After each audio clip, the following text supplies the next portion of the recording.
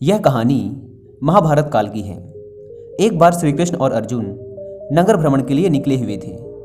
नगर भ्रमण के दौरान उन्हें रास्ते में एक गरीब ब्राह्मण भिक्षा मांगता हुआ दिखाई दिया। अर्जुन को उस गरीब ब्राह्मण पर दया आ गई और उन्होंने उस गरीब ब्राह्मण को अपने पास बुलाया। वह अपने कमर पर लटकी सोने के सिक्कों से भरी पोटली उसे दे दी। इतने सारे सोने के सिक्के देखकर ब्राह्मण की खुशी का ठिकाना ना रहा। उसने श्री कृष्ण और अर्जुन दोनों का धन्यवाद किया और वहाँ से घर के लिए चल पड़ा। वह रास्ते भर यही सोच रहा था कि अब उसकी ज़िंदगी बदल जाएगी। वह एक अच्छा सा घर खरीदेगा और अपनी पत्नी व बच्चों की सभी मांगों को पूरा करेगा और बचे हुए सिक्कों से एक छोटा सा व्यापार शुरू करेगा। लेकिन उस बेचारे ब्राह्मण को नहीं पता था कि उसका दुर्भाग्य उसके साथ चल रहा था। घर के रास्ते की एक सुनसान जगह पर एक लुटेरे ने उससे वह सोने के सिक्के से भरी पोटली छीनकर भाग गया। गरीब ब्राह्मण ने कुछ देर तक तो उस लुटेरे का पीछा किया, लेकिन जब वह लुटेरा उनके हाथ से निकल गया तो वह अपना सर पकड़कर वहीं बैठ गया। वह दुखी मन से घर पहुंचा और अगले दिन से फिर भिक्षा मांगनी शुरू कर दी। कुछ दिनों बाद जब श्री कृष्ण और अर्जुन दोबारा नगर भ्रमण के लिए निकले तो उन्होंने उस गरीब ब्राह्मण को फिर से भिक्षा मांगते हुए देखा। यह देख अर्जुन को बड़ा आश्चर्य हुआ कि इस ब्राह्मण को इतनी सारी स्वर्ण मुद्राएं दी, इसके बाद भी यह भीख मांग रहा है। अर्जुन ने ब्राह्मण को अपने पास बुलाया और पूछा कि तुम भिक्षा क्यों मांग रहे हो। तब ब्राह्मण ने सारी कहानी श्री कृष्ण और अर्जुन को सुनाई कि एक लुटेरे ने उसके सिक्कों की पोटली उससे छीन ली है। यह देखकर अर्जुन को फिर से उस गरीब ब्राह्मण पर दया आ गई और अर्जुन ने इस बार अपने गले से हीरों की एक माला निकालकर उस ब्राह्मण को दे दी। ब्राह्मण ने फिर दोनों का धन्यवाद किया और खुशी खुशी घर के लिए निकल पड़ा। ब्राह्मण घर पहुंचकर इस सोच में पड़ गया कि इस माला को रखूं कहाँ। उसके घर में एक पुराना मटका पड़ा हुआ था जिसका कोई उपयोग नहीं हो रहा था। उसने सोचा कि इस पुराने मटके में किसी की नज़र नहीं जाएगी, इसलिए चोरी के डर से उसने वह हीरों की माला उस पुराने मटके में रख दी। वह सुबह से भीख मांगते मांगते बहुत थक चुका था और अगली सुबह उसे भीख मांगने भी नहीं जाना था, इसलिए उस रात उसे बहुत गहरी और आराम की नींद आई। सुबह सुबह जब उसकी पत्नी पास की नदी में पानी भरने जा रही थी तो उसने देखा कि रोज वाले घड़े में एक छोटा सा छेद है, इसलिए वह उस पुराने घड़े को लेकर नदी में पानी भरने चली जाती है। जब वह घड़े को धोने के लिए उसे उल्टा करती है तो वह हीरों की माला नदी में गिर जाती है। जब सुबह सुबह वह गरीब ब्राह्मण उस पुराने मटके में पानी भरा देखता है और पत्नी से उसके बारे में पूछता है तो वह अपने दुर्भाग्य और किस्मत को कोसने लग जाता है। वह दुखी मन से उस दिन फिर भिक्षा मांगने नगर में जाता है। उस शाम फिर से श्री कृष्ण और अर्जुन नगर भ्रमण के लिए निकले होते हैं।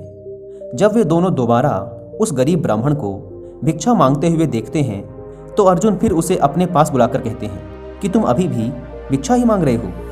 तब वह ब्राह्मण उस हीरे के हार के खोने की सारी कहानी सुनाता है। कहानी सुन अर्जुन मन ही मन सोचते हैं कि इस ब्राह्मण की तो किस्मत ही खराब है, इसकी किस्मत में तो भीख मांगना ही लिखा है। इस सारी घटना के दौरान श्री कृष्ण अर्जुन की तरफ देखकर मुस्कुरा रहे होते हैं। श्री कृष्ण कहते हैं कि अर्जुन, इस बार मैं इस ब्राह्मण को दान देता हूँ। श्री कृष्ण ने एक छोटी सी मुद्रा उस ब्राह्मण को दान में दे दी।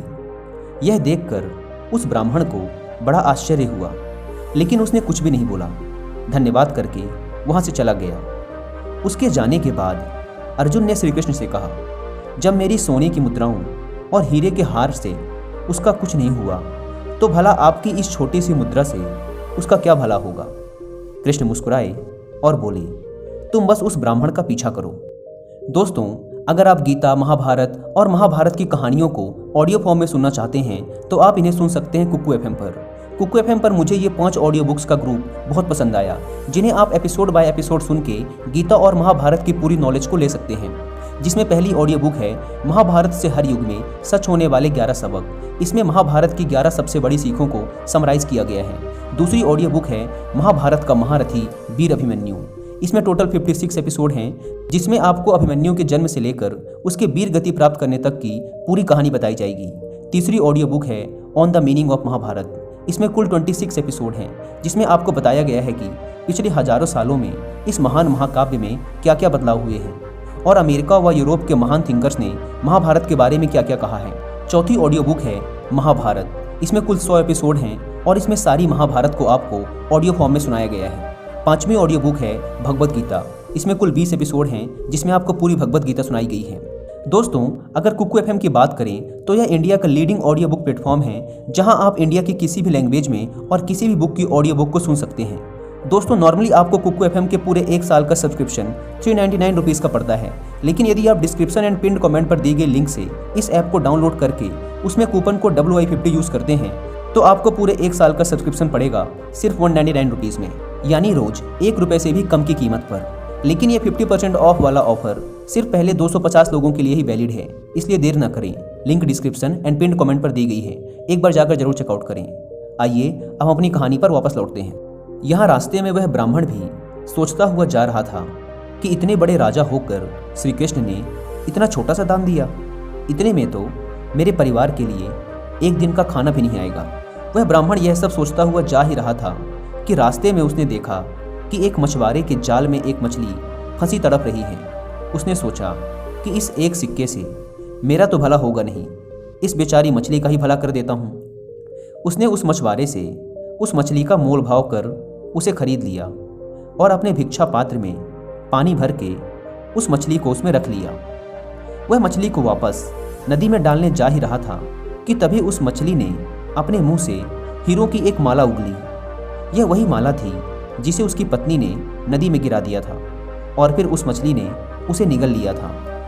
उस हीरे की माला को देखकर वह ब्राह्मण खुशी के मारे जोर जोर से चिल्लाने लगा, मिल गया, मिल गया। किस्मत से उसी समय वह लुटेरा जिसने ब्राह्मण से उसके सोने के सिक्कों की पोटली छीनी थी वहाँ से गुजर रहा था। जब उसने ब्राह्मण को जोर जोर से मिल गया, मिल गया यह चिल्लाते हुए सुना तो उसे लगा कि ब्राह्मण उसे पहचान गया, इसलिए वह जोर जोर से चिल्ला रहा है।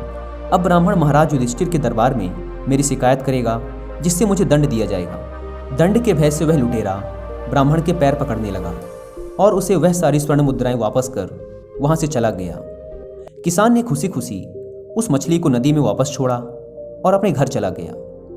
यह सब देख अर्जुन श्री कृष्ण के सामने नतमस्तक हुए बिना ना रह सके।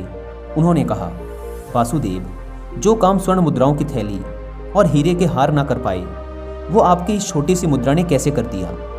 श्री कृष्ण ने कहा, पार्थ, यह उसकी सोच का अंतर है। जब तुमने उस गरीब ब्राह्मण को सोने की मुद्राएं और हीरे का हार दिया तो उसने सिर्फ खुद के सुख के विषय में सोचा, लेकिन जब मैंने उसे सिर्फ एक मुद्रा दी तो उसने दूसरे के दुख को खत्म करने के विषय में सोचा, जिससे उसका दुख खुद ब खुद खत्म हो गया। श्री कृष्ण ने आगे कहा, अर्जुन, सत्य तो ये है कि जब हम दूसरों के दुख के विषय में सोचते हैं, जब हम दूसरों का भला कर रहे होते हैं, तब हम ईश्वर का कार्य कर रहे होते हैं और तब ईश्वर हमारे साथ होते हैं।